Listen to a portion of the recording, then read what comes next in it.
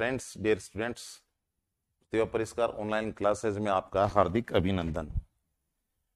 हम राजस्थान का इतिहास पढ़ रहे थे और राजस्थान के इतिहास राजस्थान की सभी परीक्षाओं में राजस्थान के इतिहास जनरल नॉलेज के रूप में शामिल है। आज हम मेवाड़ के इतिहास में एक महान शासक, राजस्थान के इतिहास को गौरवान्वित करने वाले महान शासक माणक कुंभा के बारे में अध्ययन करते हैं। महाराणा कुंभा।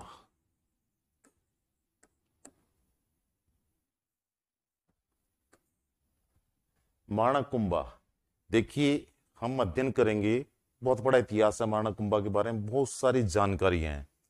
हमारी परीक्षाओं में माणक कुंभा के जो व्यक्तित्व है, उनके कृतित्व, उनकी कामकाज है, उनमें उनके युद्ध है, कहां से प्रश्न पूछे जाते हैं, उस अप्रोच से पेपर सेटर की निगाह कहां जाती है, पेपर सेटर कहां से प्रश्न उठाता है, आपके लिए हम उन बिंदुओं को मुख्य फोकस में रखेंगे, वजह इसके कि बहुत सारी कथाओं में हम उलझ जाएं। तो माणक कुंभा, इनके बारे में हम बात करते हैं।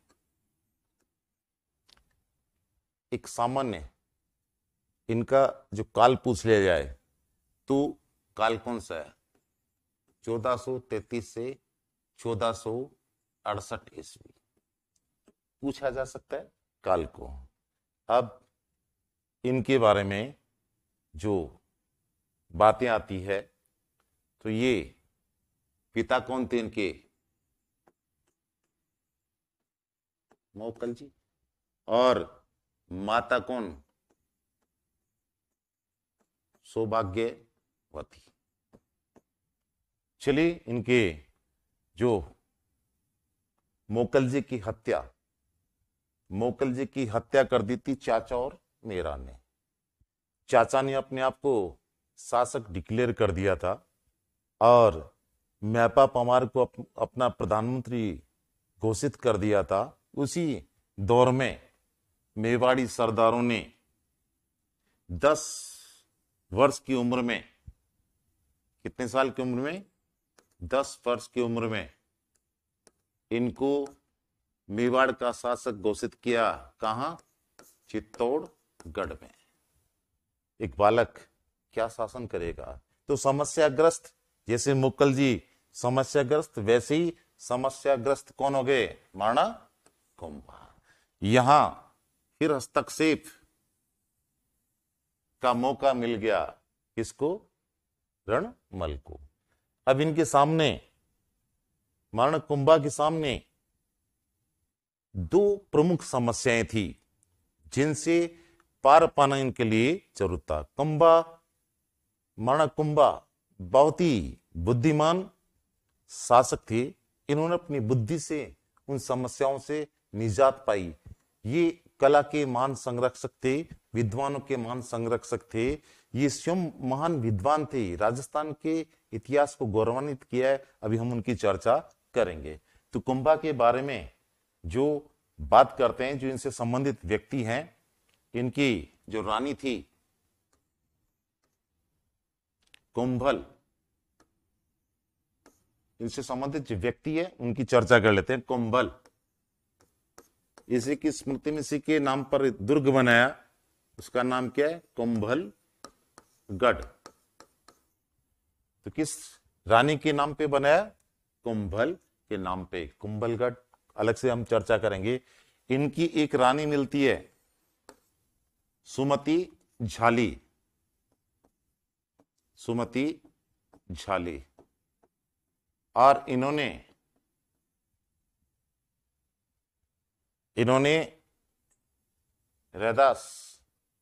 रैदास को अपना गुरु बनाया, भक्ति संत रैदास, और इस मेवाड़ी राजघराने में भक्ति परंपरा का आरंभ किया। अब बात करते हैं, बीच में जो महत्वपूर्ण व्यक्ति आ रहे हैं, जो समस्या उनकी बात करते जाएंगे साथ साथ में। जिनके सामने सबसे पहले राज के अंदर इनके सामने समस्या उत्पन्न हुई, इनकी तात्कालिक जो समस्या थी, जो चुनौती थी, वो क्या थी? पिता मोकल जी की हत्या का बदला लेना। हर बेटे को अपने बाप के हत्यारे से बदला लेने का जुनून होता है। इनके मन में भी था, जो मोकल जी की हत्या जिस तरीके से चाचा और मीरा ने की थी, उसका प्रतिशोध लेना, उनको उसकी सजा देना। तो इनके सामने दो समस्याएं थी, चाचा और मीरा, इनसे प्रतिशोध लेना। दूसरी समस्या थी रणमल राठौड़। चाचा मीरा से कैसे निपटा जाए, तो कुंभा ने क्या किया, महाराणा कुंभा ने रणमल राठौड़ को आमंत्रित किया। मैं दल बल के पहुंच के मेवाड़ में रणमल राठौड़, और रणमल राठौड़ और कुंभा ने मिलकर के हत्या कर दी। किसकी? चाचा और मीरा। इनकी हत्या कर दी चाचा और मीरा। तो चाचा और मीरा, इनका चैप्टर दी एंड होता है। ये बागी थे, इनको इनके पिता कुंभा ने अपने पिता की और रणमल ने अपने भांजे की हत्या का बदला लिया। किसको? चाचा और मीरा को एंड करके, उनकी हत्या करके।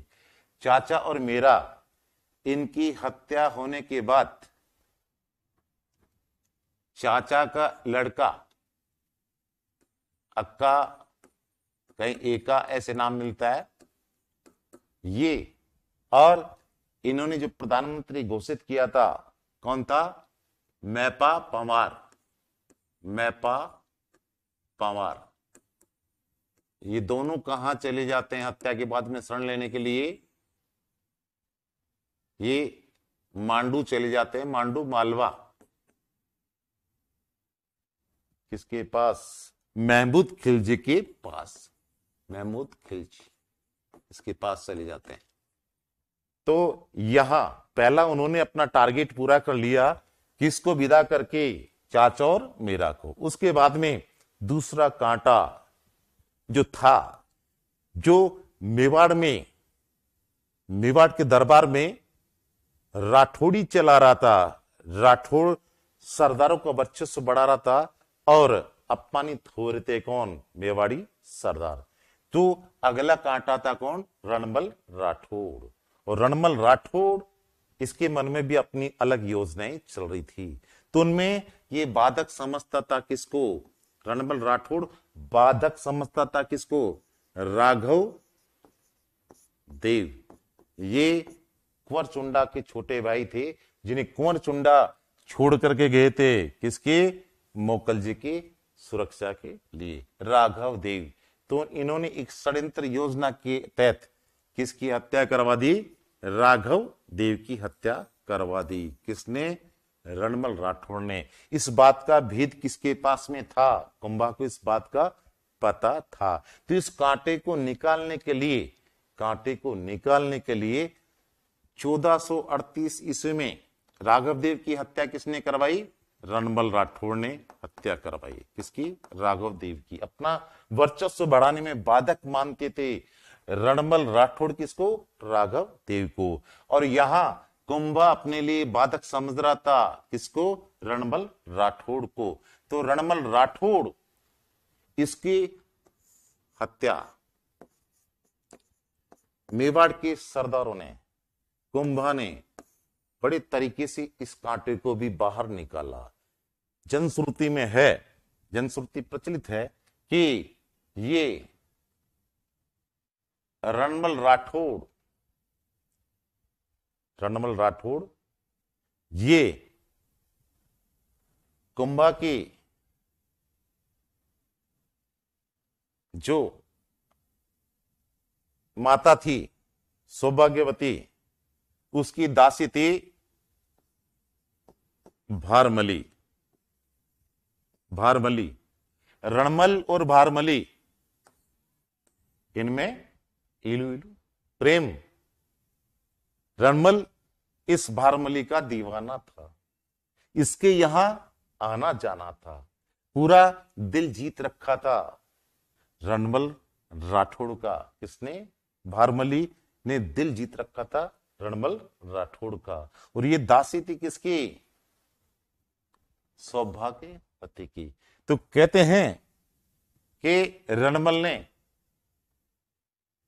रणबल ने कुंभा को विष देने के लिए भारमली को कहा। भारमली आनाकानी करती रही और ये बात उसने कह दी किसको? सौभाग्यवती। ये बात पहुंच गई किस तक? कुंभा तक। तो भारमली, कुंभा ने, कहते हैं कुंभा ने, माणक कुंभा ने भारमली को रणबल को विष देने के लिए कहा। तो इस तरीके से मेवाड़ के सरदारों और कुंभा ने मिलकर के 1438 ईस्वी में हत्या, रणबल की हत्या कर दी। तो ये कांटा जो अग्नि, ये कांटा निकल गया किसके जीवन से?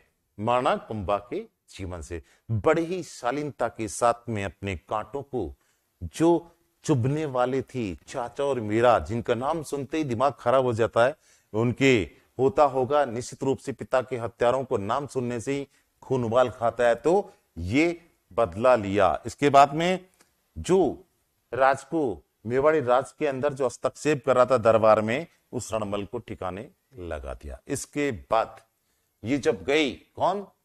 अक्का और महपा पंवार, ये चल गए मालवा। मालवा यहां महमूद खिलजी, महमूद खिलजी ये मालवा के शासक थे और इनको संदेश दिया कि अक्का और महपा को हमें सौंप दो। ये बागी थे, गद्दार थे। माणक कुंभा के कहा कि मेरे गद्दारों को वापसी कर दो। महमूद खिलजी ने कहा, हमारी शरण में आए हैं, हम इन्हें नहीं लौटा सकते। कुंभा ने सबक सिखाने की सोची और सबक सिखाया कुंभा ने। कौन से युद्ध में? सारंगपुर युद्ध 1437 ईस्वी, और इसी को बोलते हैं मालवा विजय। इस युद्ध में पराजित किया किसको? कुंभा ने पराजित किया किसको? महमूद खिलजी को। गिरफ्तार करके लेके आ गए, चित्तौड़ दुर्ग में रखा और 6 महीने बाद में उनको छोड़ दिया। बार बार युद्ध करता है, बार बार आक्रमण करता है महमूद खिलजी, मगर हर बार मात खाता है। किससे? महमूद खिलजी मात खाता है माणक कुंभा से। कुंभा जबरदस्त, हर फील्ड के अंदर, हर क्षेत्र में एक मजबूत मेवाड़ी शासक था। अब हम थोड़ी देर के लिए हम चलते हैं, इसको डिलीट करें उससे पहले कि इसमें क्या प्रश्न बन सकते हैं।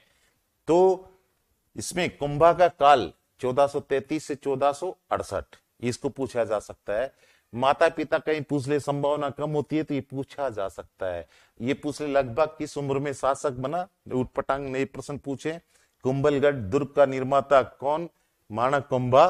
किसकी स्मृति में? पत्नी कुंभल की स्मृति में। मेवाड़ी राजघराने में भक्ति परंपरा की शुरुआत किसके द्वारा मानी जाती है? सुमति झाली, कुंभा की रानी। इसके बाद में प्रश्न इधर कैसे बनते हैं? कुंभा मोकल के हत्यारे, जिनकी हत्या करके कुंभा ने बदला लिया अपने पिता की हत्या का, चाचा और मेरा। और इसके बाद में रणबल राठौड़ की हत्या किसके सहयोग से, किस दासी के सहयोग से की गई? किससे? भारमली के सहयोग से। अब आता है सारंगपुर युद्ध 1437 ईस्वी। सारंगपुर युद्ध, ये इस युद्ध में महमूद खिलजी की पराजय, जबरदस्त पराजय हुई। उसको गिरफ्तार करके 6 महीने चित्तौड़ दुर्ग में कैद रखा। कुंभा के जो प्रशंसा, उसके जो क्षमता, योग्यता, उसकी यश कीर्ति चारों तरफ फैली सारंगपुर युद्ध से। और चारों तरफ यश कीर्ति फैलने के बाद एक विजय स्तंभ, ये महान विजय थी, और उस महान विजय के उपलक्ष्य में विजय स्तंभ का निर्माण कराया गया, जिसे कीर्ति स्तंभ के नाम से भी जाना जाता है। तो ये परीक्षाओं में पूछने वाले पॉइंट है। और किसको पराजित किया था? ये परीक्षा में पूछने लायक पॉइंट है, ये भी पूछने लायक पॉइंट है। तो इसमें कौन कौन से पॉइंट है पूछने लायक? वो मैं आपको बताते हुए चल रहा हूं, और इसके बाद में हम चलते हैं आगे।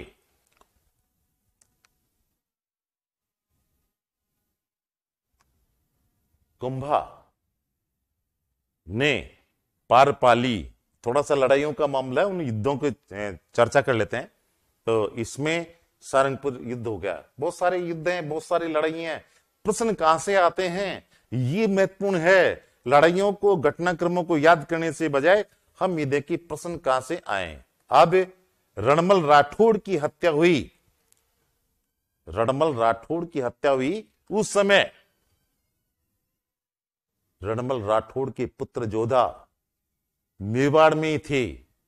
उन्हें संदेश मिला, किस रूप में?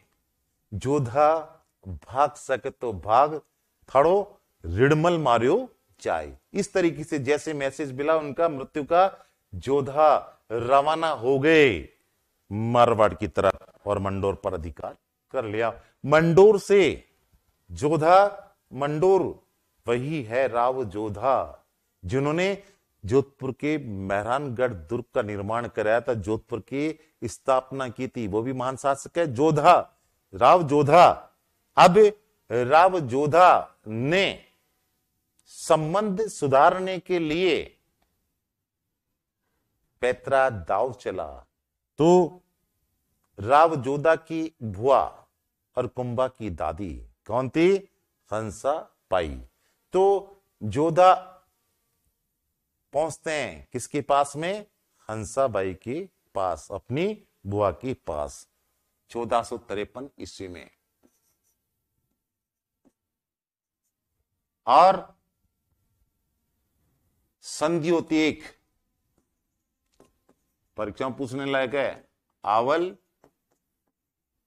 बावल की संधि। आवल बावल की संधि पूछने लायक है। इसमें कब हुई? 1453 में। किस किस के बीच हुई ये संधि? राव जोधा, राव जोधा ये कहां के शासक? मारवाड़। ये कहां के शासक? मारवाड़। और ये कौन? महाराणा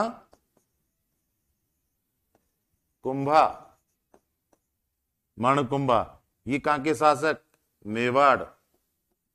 और इन दोनों में संधि करवाई, दोनों के अंदर संधि करवाई किसने? हंसा बाई। हंसा बाई ये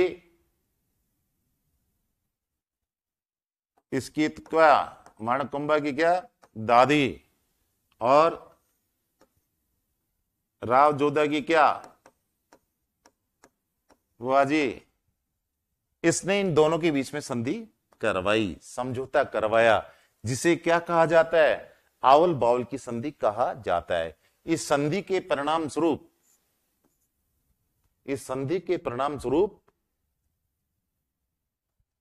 मेवाड़ और मारवाड़ में शांति स्थापित करने की कोशिश की, संबंधों को मजबूत करने की कोशिश की। और संधि के द्वारा क्या हुआ?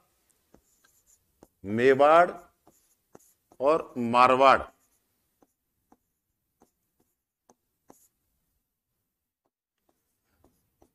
मेवाड़ मारवाड़ की सीमा तय की गई। और इनकी सीमा का जो बिंदु है वो सोजत, सोजत पाली जिले का सोजत जो है, उसे सोजत गांव को सेंटर माना गया। तो इस तरीके से संबंधों को सुधारने की कोशिश की, संबंधों को मजबूती प्रदान करने के लिए राव जोधा ने क्या किया? अपनी पुत्री श्रृंगार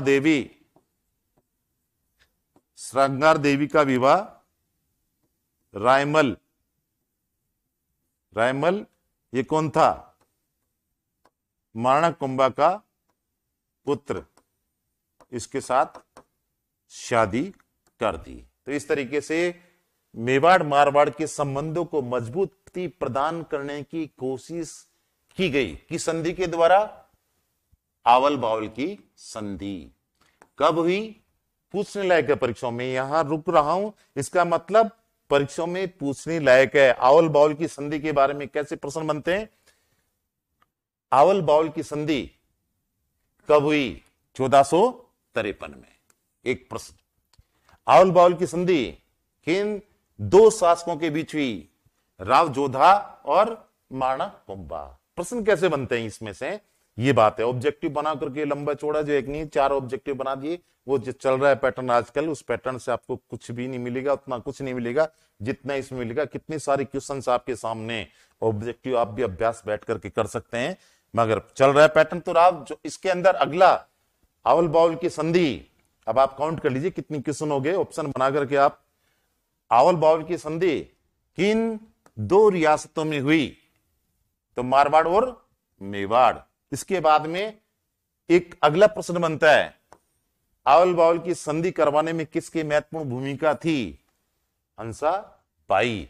और आवल बावल की संधि के द्वारा किन दो रियासतों की सीमा का निर्धारण हुआ, मेवाड़ मारवाड़। गिनते जाइए आप प्रश्न कितने हैं। इसके बाद में हम बात करते हैं आवल बावल की संधि के द्वारा, आवल बावल की संधि के द्वारा जो केंद्र बिंदु, सीमा का केंद्र बिंदु कौन सो, किसे केंद्र बिंदु माना गया, सोजत, ये क्या है, पाली। अभी पाली के बारे में, सोजत के बारे में बहुत सी चर्चा हो चुकी। सोजत किसके लिए प्रसिद्ध है, मेहंदी के लिए प्रसिद्ध है। तो इस तरीके से ये संबंध जो है कि संबंध, ये संबंध मेवाड़ मारवाड़ के संबंध, ये श्रृंगार देवी इन्होंने गोसुंडी की बावड़ी बनवाई थी। गोसुंडी की बावड़ी की जो शिलालेख है, प्रशस्ति है, उसके अंदर इसकी जानकारी मिलती है। तो चलिए आगे हम कुंभा के बारे में, माणक कुंभा के बारे में और बातें करते हैं।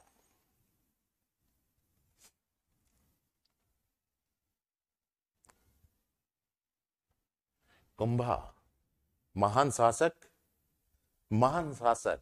अब फिर हम थोड़ा सा कुंभा के बारे में बात कर लेते हैं कि प्रश्न कैसे आते हैं।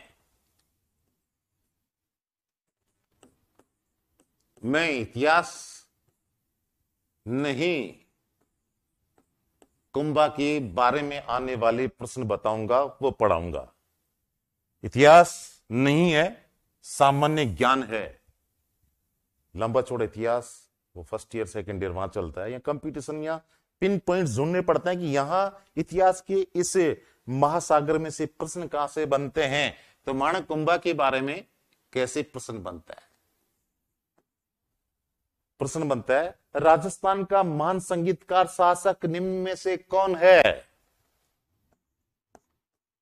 प्रश्न गिनते जाइए, राजस्थान का महान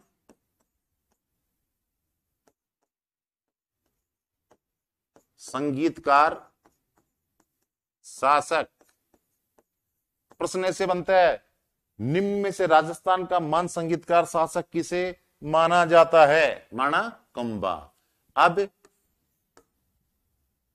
प्रश्न क्या बनता है, राजस्थानी स्थापत्य कला का जनक किसे कहा जाता है।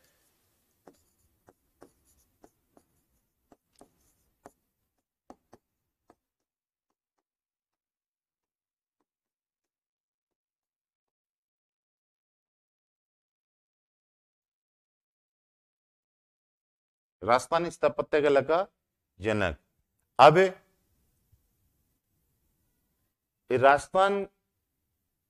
राजस्थानी स्थापत्य कला का जनक कौन, माणा कुंभा। अब बात कर लेते हैं कि किस शासक के समय, यानी राजस्थान के अंदर कलाओं का, ललित कलाओं का विकास सर्वाधिक किसके समय हुआ, माणा कुंभा के समय। तो राजस्थानी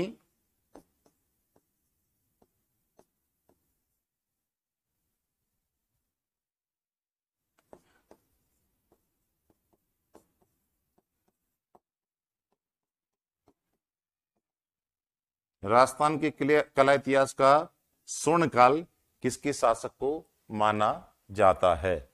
चलिए इसके बाद में, और अभी माणक कुंभा के बारे में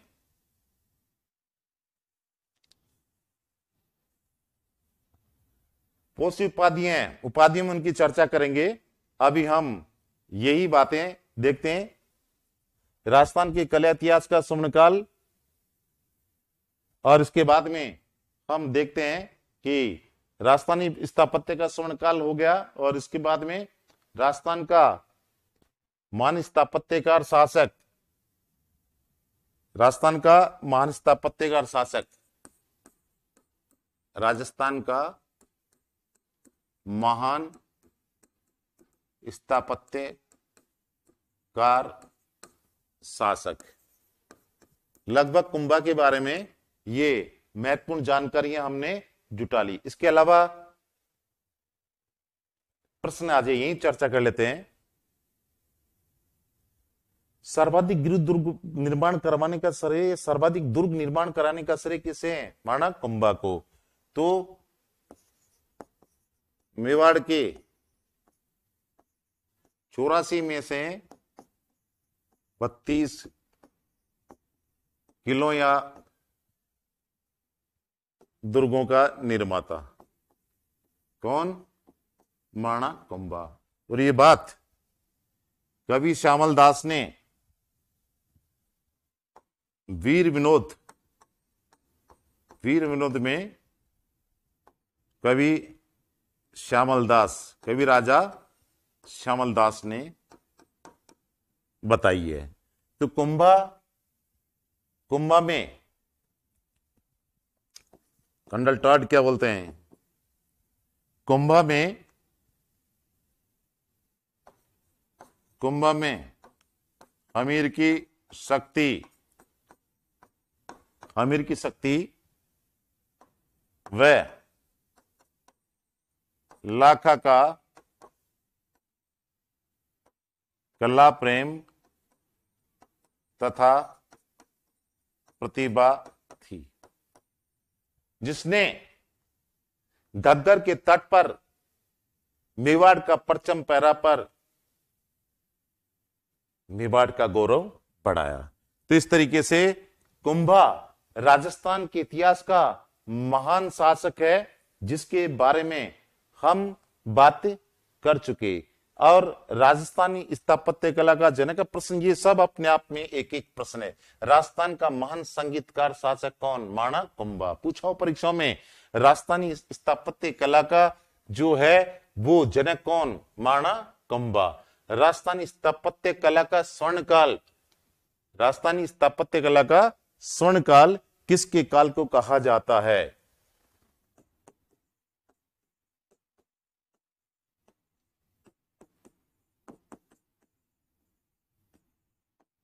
माणक कुंभा के काल को कहा जाता है। एक एक लाइन के साथ में चार चार विकल्प बना के आप बहुत सारे प्रश्न बना सकते हैं। ये वो जगह है जहां से ये पूछे हुए हैं, ये प्रश्न पूछे हुए हैं। और ये जो है कि नहीं, ये वाला ये जगह है, ये भी पूछी हुई है। ये जो है राजस्थान का महान संगीतकार शासक है, तो इनमें बहुत सी चीजें पूछी हुई है। ये वो बातें हैं जिनसे प्रश्न बनते हैं। लंबी चौड़ी स्टोरी, लंबी चौड़ी घटनाक्रम, जहां से प्रश्न नहीं मिले तो क्या मतलब? हमारा टारगेट ये होना चाहिए, बीज बोते हैं तो उगना चाहिए, फल लगना चाहिए। हम पढ़ते हैं, समय खर्च करते हैं, धन खर्च करते हैं, हम पसीने बहाते हैं, तो हमें उसका रिजल्ट मिलना चाहिए।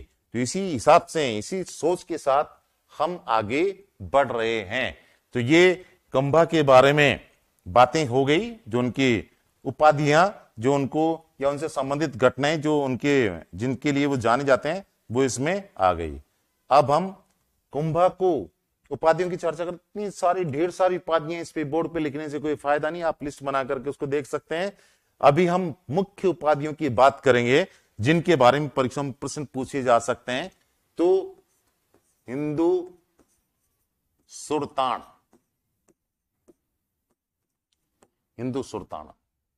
तत्कालीन मुस्लिम रियासतों से टक्कर लेने के लिए अपने हिंदुत्व को मजबूत रखा, तो इसलिए मुस्लिम शासकों ने या सुल्तानों ने कुंभा को क्या कहा? हिंदू सुल्तान। इसके बाद में हम बात कर लेते हैं अभिनव भट्टाचार्य, संगीत विद्वान। संगीत विद्वान होने के कारण इसे क्या कहा गया? अभिनव भट्टाचार्य। कुंभा महान संगीतकार था, संगीत का उसे ज्ञान था, संगीत में उन्होंने बड़ा ग्रंथ रचा है, संगीत राज। आगे ग्रंथों में चर्चा करेंगे। कुंभा का सिरमौर ग्रंथ सबसे बड़ा ग्रंथ 5 भागों में रचा गया, संगीत राज। कुंभा अजय किस वाद्य यंत्र का कुशल वादक था? पूछा जा सकता है आजकल। तो वीणा, वीणा का जयकनी कुंभा कुशल वादक था। इसके अलावा संगीत की लय ताल, उनके बारे में, संगीत की गहराइयों के बारे में ज्ञान था किसको? कुंभा को। संगीत के बारे में उन्होंने बहुत कुछ लिखा है। मुझे तो आश्चर्य होता है कि ये क्या विशाल व्यक्तित्व था उस जमाने में, कौन सी लाइट थी, कौन सा कैसे साधन थे। कुंभा युद्ध भी लड़ता है, कुंभा 32 दुर्ग भी बनवाता है, विशाल दुर्ग। कुंभा विद्वानों से संगत भी करता है। तो इतनी सारी समस्याओं से निपटता है, साहित्य रचना करने का वक्त कब मिलता था, मगर किया। तो अद्भुत प्रतिभा के धनी थे महाराणा कुंभा। तो अभिनव भट्टाचार्य। इसके बाद में मैं ये जो पूछी हुई चीजें हैं, कथाएं नहीं है। अब राणो रसो, कुंभा को राणो रासो क्यों कहा जाता है? विद्वानों का आश्रय दाता। अभी देखेंगे कुंभा के संपर्क में, दरबार में अच्छे अच्छे विद्वान थे, और कुंभा के संपर्क में रहने से उनकी पुत्री भी संगीतज्ञ बन गई थी, बागेश्वरी के नाम से जाने जाते हैं। अभी रमाबाई आगे चर्चा करेंगे। राणो रासो। अब कुंभा को और क्या बोलते हैं?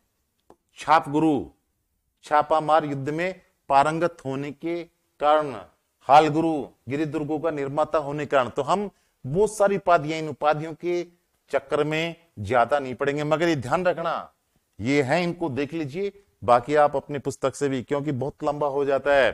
कुंभा के बारे में जरूर प्रश्न पूछे जाते हैं, इनके बारे में ये पूछा हुआ है। तो मुख्य उपाधियों की हमने चर्चा कर ली। आगे हम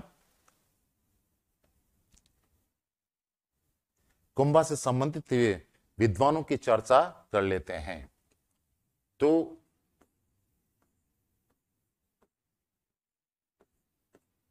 सारंग व्यास, ये कहते कुंभा के संगीत गुरु। कुंभा के संगीत गुरु कौन? सारंग व्यास। हीरानंद,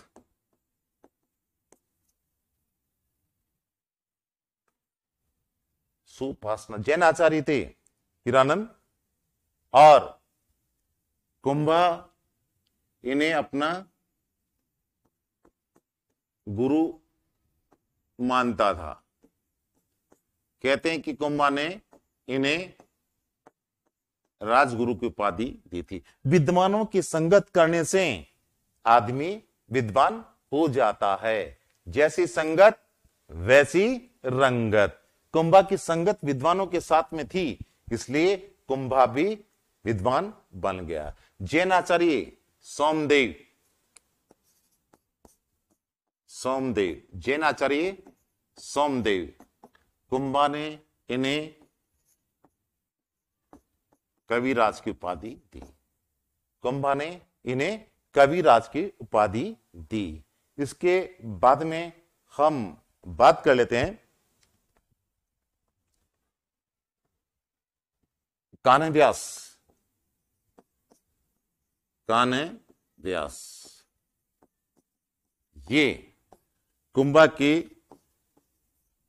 सर्वश्रेष्ठ दरबारी कवि।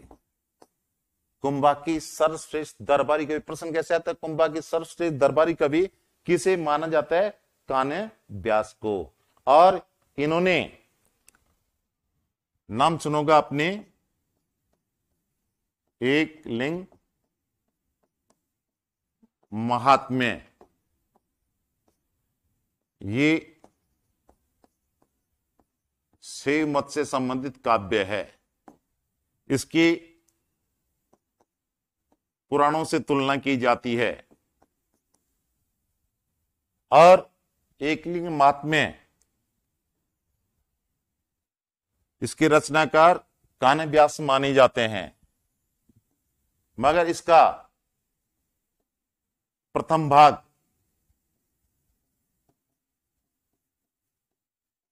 राजवर्णन, प्रथम भाग को राजवर्णन के नाम से जाना जाता है।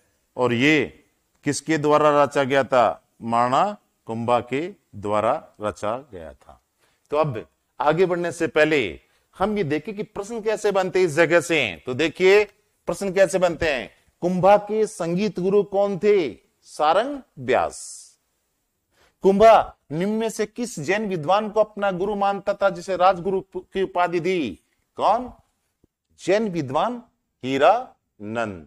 और यही जैन विद्वान हीरानंद ने सुपासनाचर्यम नामक ग्रंथ की रचना की थी। तो ये बिल्कुल इंपॉर्टेंट पॉइंट है, इंपॉर्टेंट जगह जहां से प्रश्न बनते हैं, जो हमने देखा है। किस जैन आचार्य को कुंभा ने कविराज की उपाधि दी थी? और महाराणा कुंभा के सर्वश्रेष्ठ दरबारी कवि कौन थे? कान्ह व्यास। एकलिंग महात्म्य के रचयिता कौन थे? कान्ह व्यास नहीं होंगे तो महाराणा कुंभा उत्तर होंगे, और महाराणा कुंभा नहीं होंगे विकल्प में तो कान्ह व्यास देखनी वो उत्तर में होंगे। और यदि ये आ जाए कि एकलिंग महात्म्य का प्रथम भाग राजवर्णन की रचना किसने की थी? महाराणा कुंभा ने। तो ये बिल्कुल महत्वपूर्ण बिंदु है जो हम पढ़ रहे हैं। अब अगले जो विद्वान हैं अत्रि भट्ट। अगले विद्वान कौन है? अत्रि भट्ट। अत्रि भट्ट, इन्होंने किसकी रचना की थी? अत्रि भट्ट ने। तो ये अत्रि भट्ट कीर्ति स्तंभ प्रशस्ति, ये कीर्ति स्तंभ प्रशस्ति की रचनाकार हैं। मगर इस अधूरी प्रशस्ति को, प्रशस्ति पत्थर पर लिखी हुई जो लिख होता है उसको प्रशस्ति बोलते हैं। अब इस प्रशस्ति के ऊपर, इस अधूरी प्रशस्ति को पूरा किया था अत्रि भट्ट के पुत्र महेश भट्ट। ये महेश भट्ट जो है इस कीर्ति स्तंभ प्रशस्ति को पूरा करने वाले थे। तो एक बार ये परीक्षाओं में पूछा हुआ है, पूछने लायक ये सारे बिंदु ऐसे हैं जहां से परीक्षाओं में प्रश्न पूछे जाते हैं। तो बी कॉन्फिडेंट, हम कथाओं में कम उलझेंगे और आपको बताते हुए चल रही बिल्कुल महत्वपूर्ण है, बिल्कुल परीक्षाओं में प्रश्न संभावित है। आप जब एग्जाम देंगे और यदि कुंभा के बारे में प्रश्न पूछा जाएगा तो आपको निश्चित रूप से यहां से प्रश्न मिलेंगे।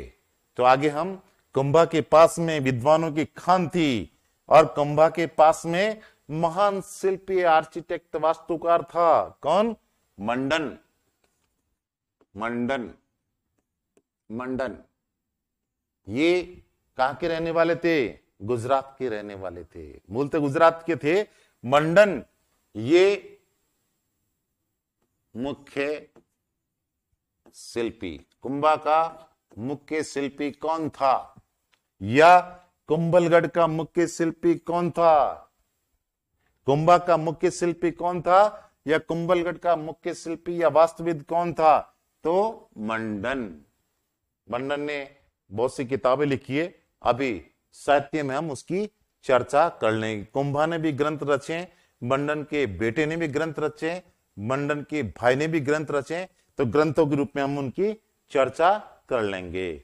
इसके बाद में जो व्यक्ति संबंधित है, कुंभा के जो इसके मंडन के पुत्र गोविंद भी दरबार में रहते हैं। गोविंद, अभी गोविंद ने क्या पुस्तक लगी है, गोविंद के बारे में भी।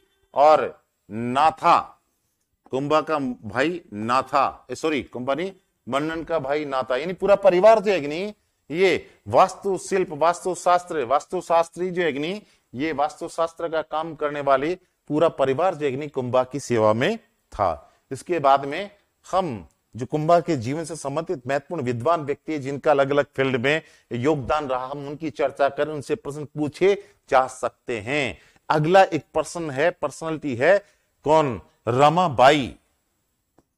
रमाबाई ये कुंभा की पुत्री थी और साहित्य में इसे किस नाम से जानते हैं? बागीश्वरी। सरस्वती के लिए प्रयोग होता है। अब रमाबाई ये क्या?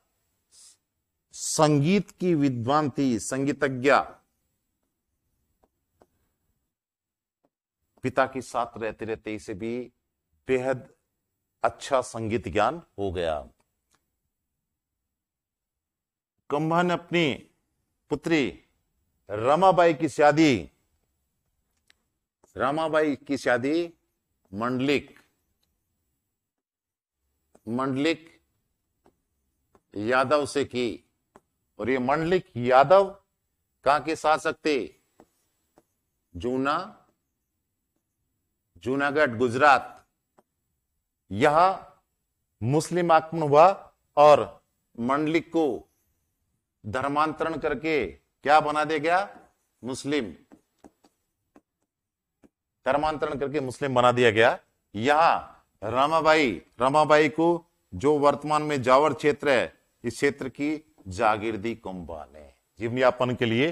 तो ये रमाबाई ये भी कुंभा की पुत्री थी। प्रश्न कैसे बनता है? कुंभा की पुत्री जो महान संगीतज्ञ थी, कौन? रमाबाई।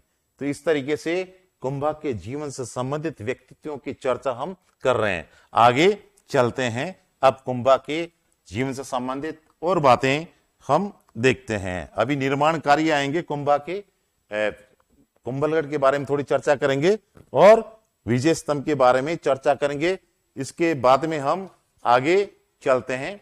अब थोड़ा सा बात कर लेते हैं कि साहित्य की, तो जहां से प्रश्न बनते हैं, बहुत सारी कुंभा ने बहुत सारे ग्रंथ लिखे, हम उनकी चर्चा करेंगे सिर्फ जिनसे प्रश्न आने की संभावनाएं बनती है।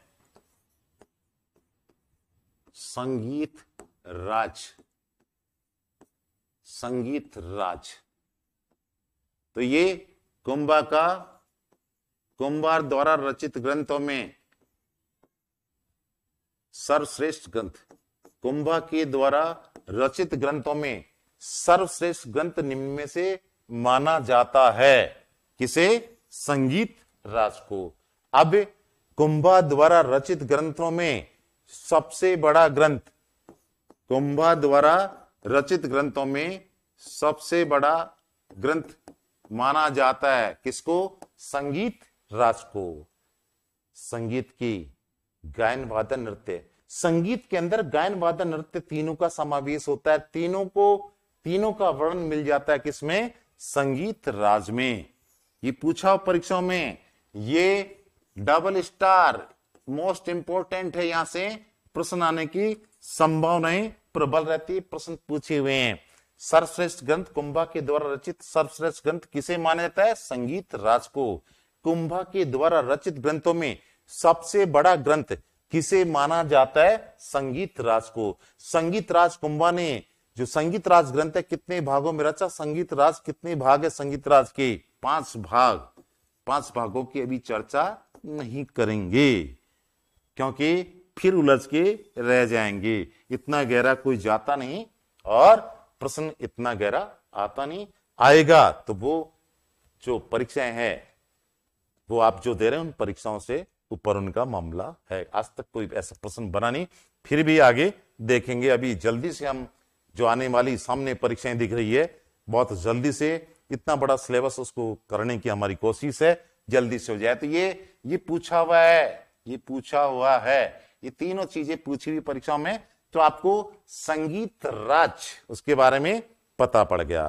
किसने रची संगीत राज की रचना, किसने की? माणा कुंभा ने। अब कुंभा का एक ग्रंथ और है जिसका नाम है रसिक प्रिया। रसिक प्रिया ये टीका ग्रंथ है, टीका ग्रंथ है। और किसका टीका? टीका ग्रंथ होता है व्याख्यात्मक, किसी ग्रंथ के व्याख्यात्मक रूप से प्रस्तुति। तो रसिक प्रिया टीका ग्रंथ है किसका? गीत गोविंद। संगीत का ग्रंथ है, संगीत का ग्रंथ है गीत गोविंद। और इसकी रचना किसने की थी? जयदेव। तो जयदेव का जो गीत गोविंद है उसके ऊपर कुंभा ने किस नाम से टीका ग्रंथ रचा? रसिक प्रिया। तो ये कुंभा के और बहुत सारे ग्रंथ हैं, हम उनकी अभी चर्चा नहीं करेंगे। संक्षिप्त में कामराज जो अग्नि कामराज रतिसार के नाम से काम शास्त्र के बारे में लिखा है। इसके बाद में और भी ग्रंथ है तो अपन उनके बारे में अभी चर्चा नहीं करेंगे। इसके बाद में कुंभा ने, माणक कुंभा के महान स्थापत्यकार शासक था। तो महान स्थापत्यकार शासक होने के कारण हम थोड़ा सा उसकी स्थापत्य कला की भी बात कर लेते हैं। तो अगला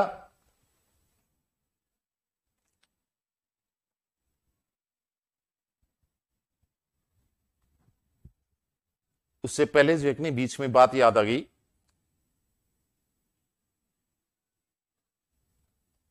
जिससे प्रश्न बनते हैं और वो संधि थी कौन सी?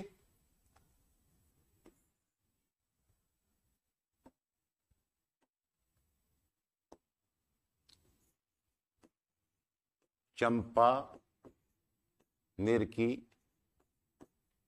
संधि। चंपानेर की संधि ये कुंभा की बढ़ती शक्ति को नियंत्रित करने के लिए, कुंभा की बढ़ती शक्ति को नियंत्रित करने के लिए गुजरात और मालवा के शासकों में थी चंपानेर की संधि। और ये संधि भी कब हुई? परीक्षा में पूछा जाता है चंपानेर की संधि। तो चंपानेर की संधि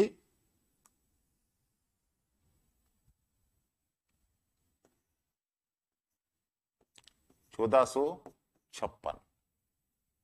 चंपानेर की संधि ये गुजरात के कुतुब शाह और मालवा के शासक महमूद खिलजी के बीच में चंपानेर की संधि होती है। और इस संधि में क्या खास बात है? ये चंपानेर की संधि, देखिए प्रश्न क्या आते हैं वो देखेंगे। चंपानेर की संधि कब हुई? 1456। चंपानेर की संधि किस किस के बीच हुई? तो ये संधि जो है महमूद खिलजी और कुतुबुद्दीन शाह, ये मालवा और ये कहां? गुजरात। इन दोनों के बीच में संधि हुई। अब संधि का उद्देश्य, इस संधि का उद्देश्य क्या था? कुंभा पर आक्रमण करके कुंभा के राज्य को आपस में बांटना। कुंभा के राज्य को जीतकर आपस में बांटना, ये उद्देश्य था। परीक्षा में पूछी जाती, पूछेगी चंपानेर की संधि कब हुई? 1456 ईस्वी में। किस किस के बीच में हुई? महमूद खिलजी, मालवा के महमूद खिलजी और कुतुबुद्दीन शाह, गुजरात के कुतुबुद्दीन शाह के बीच में। चंपानेर की संधि का मुख्य उद्देश्य क्या था? कुंभा के राज्य को जीत करके आपस में बांट लेना, 50-50 कर लेना, ये इन दोनों की मंशा थी। दोनों के मंसूबे ऐसे थे कि कुंभा के राज्य पे कब्जा कर लिया जाए। मगर कुंभा तो कुंभा था, वीर था, महान योद्धा था। उसने पराजित किया इन दोनों को। दोनों शक्तियों को पराजित किया। ये पराजित हुआ कहां? ये पराजित हुआ कुंभलगढ़। वह हमला किए इसने, अलग अलग 2 हमले किए अलग अलग स्थानों पे। कुंभलगढ़ में पराजित किया किसको? कुतुबुद्दीन शाह को। और महमूद खिलजी को बदनौर, भीलवाड़ा के निकट बदनौर नामक स्थान पर कुंभा ने महमूद खिलजी को पराजित किया। कुंभा ने पराजित किया। और यहां बदनौर ने, इसी स्मृति में बदनौर के अंदर कुंभा ने एक मंदिर बनवाया। परीक्षा में पूछा हुआ है, कुशाल माता मंदिर। इस महमूद खिलजी को पराजित करने के उपलक्ष्य में कुंभा ने बदनौर में क्या बनवाया? कुशल माता मंदिर। पूछा हुआ है परीक्षाओं में, ये भी पूछा हुआ है। ये आपको इसमें ऐसा पॉइंट है, ऐसी जगह है, बिंदु है जहां से ये पूछे हुए उद्देश्य क्या था। तो इस तरीके से ये पूछा हुआ है परीक्षाओं में। ये महत्वपूर्ण संधि है, मोस्ट इंपॉर्टेंट, पूछी जा सकती है परीक्षाओं में। इस तरीके से आपको देखेंगे कि परीक्षाओं में कैसे प्रश्न आते हैं। तो ये सारा जो इतने आपके सामने आ गया, प्रश्न कैसे बन सकते हैं। तो ये संधि देखिए, कुछ संधियां जिनसे आउल बाउल की संधि चर्चा की पूछी जा सकती है, चंपानेर की संधि पूछी जा सकती है, कुछ संधियां होती, कुछ युद्ध होते हैं, कुछ विद्वान होते हैं जिनके बारे में कुछ पुस्तकें होती है, क्या कुछ निर्माण होते हैं जिनसे प्रश्न बनते हैं। तो अभी हम आगे चलते हैं कुंभा के बारे में, माणा कुंभा, इसके बारे में। तो माणा कुंभा के बारे में अब थोड़ा सा उनके स्थापत्य की बात कर लेते हैं। तो चित्तौड़ दुर्ग का निर्माण जो है, चित्तौड़ दुर्ग, इसके बारे में थोड़ा बहुत सी बात आएगी। चित्तौड़गढ़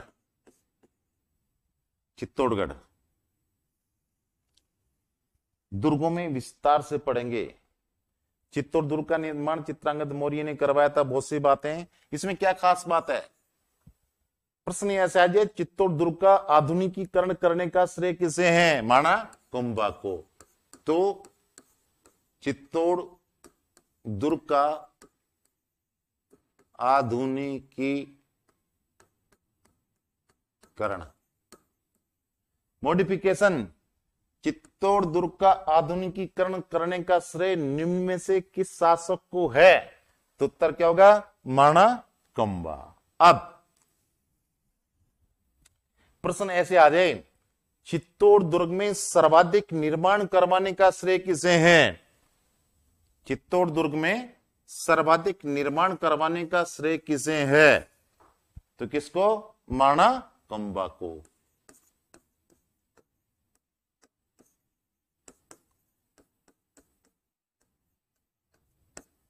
चित्तौड़ दुर्ग में सर्वाधिक निर्माण कार्य कराने का श्रेय किस शासक है? माणा कुंभा को। अब चित्तौड़ दुर्ग का सबसे बड़ा स्मारक कौन सा है, उसका निर्माता कौन है? परीक्षा में प्रश्न क्या आते हैं? लॉन्ग एक्सपीरियंस है, थोड़ा ऑनलाइन सिस्टम में नयापन है, तो थोड़ी समस्या मुझे भी आती होगी, थोड़ी आपको भी आती होगी, मगर हम निरंतर किसी काम को करते रहेंगे तो पारंगत हो जाएंगे।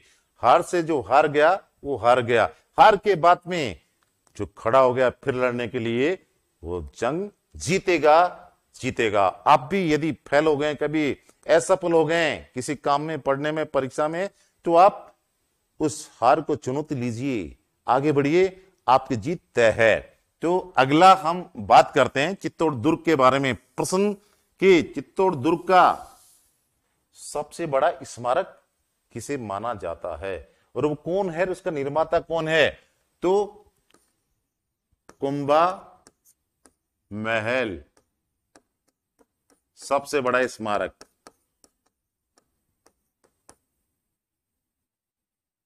सबसे बड़ा स्मारक। प्रश्न क्या बनता है? मैं प्रश्न बना के बता रहा हूं, जो लिख रहे हैं उनसे प्रश्न कैसे बनते हैं। चित्तौड़ दुर्ग का आधुनिकीकरण करने का श्रेय, मॉडिफिकेशन करने का श्रेय किसे है? महाराणा कुंभा को। चित्तौड़ दुर्ग में सर्वाधिक निर्माण कार्य करवाने का श्रेय किसे है? महाराणा कुंभा को।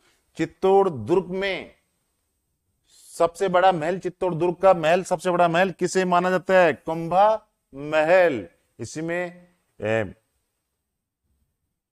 जर्जर अवस्था में है अभी कुंभा महल।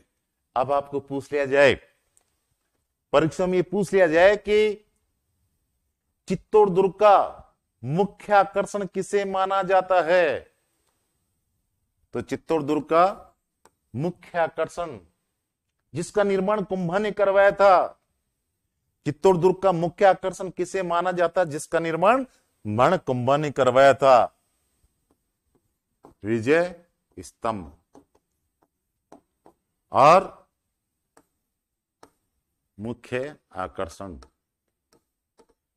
चित्तौड़ दुर्ग का प्रश्न बनता है, चित्तौड़ दुर्ग का मुख्य आकर्षण किसे माना जाता? विजय स्तंभ को। विजय स्तंभ को अलग से और पढ़ लेंगे।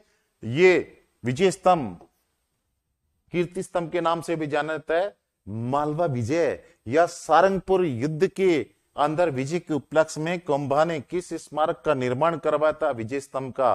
विजय स्तंभ को अलग से और पढ़ लेंगे। अभी हम चित्तौड़ दुर्ग में 7 द्वार प्लस रथ मार्ग किसने बनवाए? महाराणा कुंभा ने। दुर्गों में इनके बारे में और विस्तार से पढ़ लेंगे। आगे हम चलते हैं कुंभलगढ़।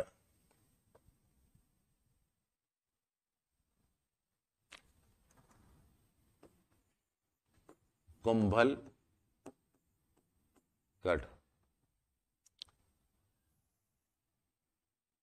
कुंभलगढ़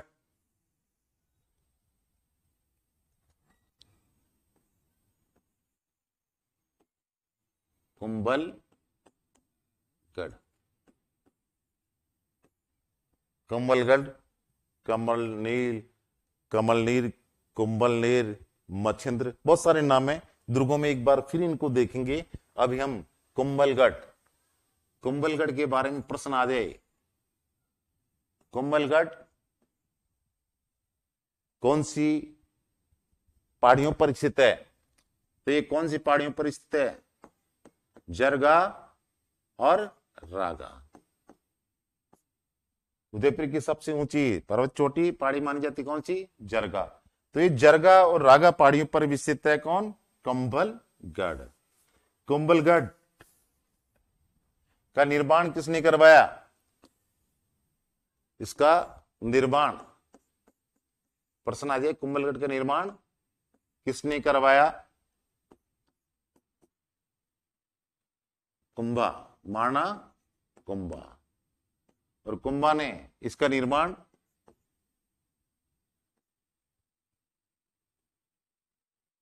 1443 से 1456 ये इसकी अवधि, इस अवधि में इसका निर्माण करवाया महाराणा कुंभा ने। किसका? कुंभलगढ़ का। अब मंडन प्रश्न ये आ जाए, कुंभलगढ़ का प्रमुख शिल्पी कौन था? वास्तुकार कौन था? मंडन। महाराणा कुंभा का प्रमुख शिल्पी कौन था? मंडन। कहां का रहने वाला था? मंडन, गुजरात। कुंभलगढ़, कुंभलगढ़ के बारे में पगड़ी और अब्बुल फजल, अब्बुल फजल फारसी इतिहासकार, अकबर के दरबारी नवरत्न अब्बुल फजल ने कुंभलगढ़ की जो ऊंचाई है, सीधी ऊंचाई पर स्थित है, उसे देख करके कहा था कि दुर्ग इतनी सीधी ऊंचाई पर है, जब इसको हम देखते हैं गर्दन उठा करके तो पगड़ी गिर जाती है। परीक्षाओं में पूछा हुआ है, ये भी परीक्षाओं में पूछा हुआ है, ये सब चीजें परीक्षाओं में पूछी हुई है। अब बात करते हैं कुंभलगढ़। तो ये परीक्षाओं में प्रश्न आ जाए कि कुंभलगढ़ की परिधि कितनी है? प्राचीर परिधि, तो ये जो है इसकी परिधि कितनी किलोमीटर है? 36 किलोमीटर। 36 किलोमीटर और इसको 35.8 किलोमीटर, ऐसे भी आपको मिल जाएगा राउंड फिगर में 36। अब ये जो परिधि प्राचीर, प्रश्न ये आता है कि भारत की महान दीवार, भारत की महान दीवार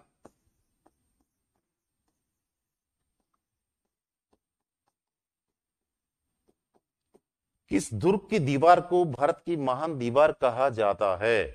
तो कुंभलगढ़ दुर्ग की दीवार को भारत की महान दीवार कहा जाता है। दुनिया की सबसे बड़ी प्राचीर किस दुर्ग की प्राचीर को माना जाता है? कुंभलगढ़ की प्राचीर को माना जाता है।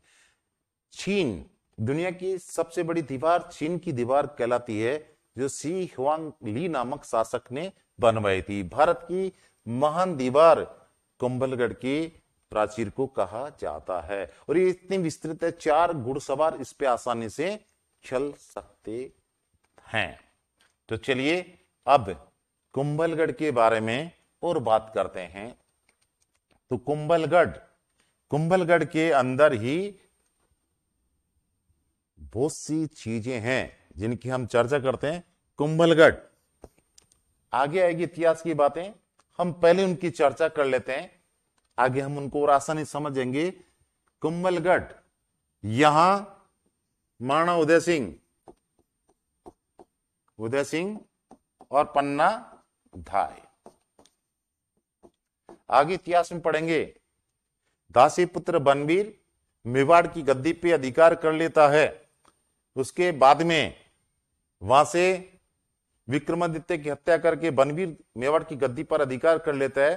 तो पन्नाधाय उदय सिंह को बचा करके पहुंचती है कहां? कुंभलगढ़ में। और कुंभलगढ़ के किलेदार आशा देवपुरा के पास शरण लेती है। उदय सिंह अभियान चला करके और मेवाड़ की गद्दी पर अपना राज्य पुनर्स्थापित करते हैं, दासीपुत्र पन्नीवीर को पराजित करके। अब बात करते हैं वीर योद्धा। कुंभलगढ़ ऐसी जगह जहां से दुर्ग, जहां से प्रश्न पूछे ही जाते हैं।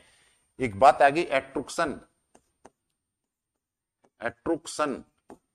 एट्रुक्सन, ये टॉड, कर्नल जेम्स टॉड ने, जिसकी सुदृढ़ प्राचीर और कंगूरे, इनके कारण इसे एट्रुक्सन की संज्ञा दी है। किसको? कुंभलगढ़ को। कुंभलगढ़ को जो अग्नि और क्या कहा जाता है? मेवाड़ की आंख। देखिए कुंभलगढ़ में कुंभा का एक निजी निवास भी कटारगढ़। अब यदि कटारगढ़ कुंभलगढ़ दोनों आ जाए तो फिर कटारगढ़ होगा, क्योंकि कटारगढ़ सबसे ऊंचाई पर स्थित है और कटारगढ़ नहीं है साथ में कुंभलगढ़, तो कुंभलगढ़ होगा मेवाड़ की आंख। इसे ये ऊंचाई पर स्थित है, यहां दूर तक कुंभलगढ़ से मेवाड़ का मैदान दिखाई देता है। तो मेवाड़ की आंख जो मारवाड़ पे नजर रखने काम करती थी, कौन सा दुर्ग? कुंभलगढ़। तो ये जितनी भी चीजें आपको दिख रही है वो इसके अंदर प्रश्न बनने वाली बातें हैं, फालतू बात एक भी नहीं। अब अभी गई है मई के अंदर प्रताप जयंती, और इसी कुंभलगढ़ के बादल महल में 9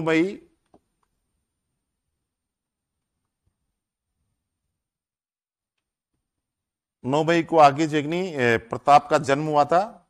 प्रताप और महाराणा प्रताप का कहां?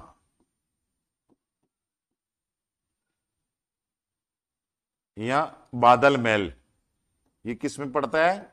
कुंभलगढ़ के कटारगढ़ में। तो उदय सिंह का बचपन यहीं बीता था। प्रताप जैगनी, उसका जन्म यहीं हुआ था कुंभलगढ़ में। पृथ्वीराज सिसोदिया, उड़ना पृथ्वीराज, ये उड़ना पृथ्वीराज के नाम से प्रसिद्ध है। उसकी 12 खंभों की छतरी भी यही है, वो भी इसका दुर्ग रक्षक रहा था। तो इस तरीके से कुंभलगढ़ में अंदर जैगनी, अंदर कटारगढ़, ये जरगा की सीधी पहाड़ी पर स्थित दुर्ग में एक लघु दुर्ग है जो कुंभा का आवास था। इसी कटारगढ़ के अंदर, इसके ऊपर से पूरे कुंभलगढ़ के अंदर कुंभा नजर रख सकता था गतिविधियों के ऊपर। और इसी कुंभलगढ़ के अंदर कुंभा की 1468 ईस्वी में उसका पुत्र उदा उर्फ उदयकर्ण हत्या करता है मामादेव कुंड के निकट। और आगे जाकर के जब वो गद्दी हत्या लेता है और फिर मेवाड़ के सरदार विद्रोह करते हैं तो मांडू में शरण लेता है और वहां वो आकाशीय बिजली गिरने से मारा जाता है। तो अब हम कुछ और देखते हैं कुंभलगढ़ के बाद में।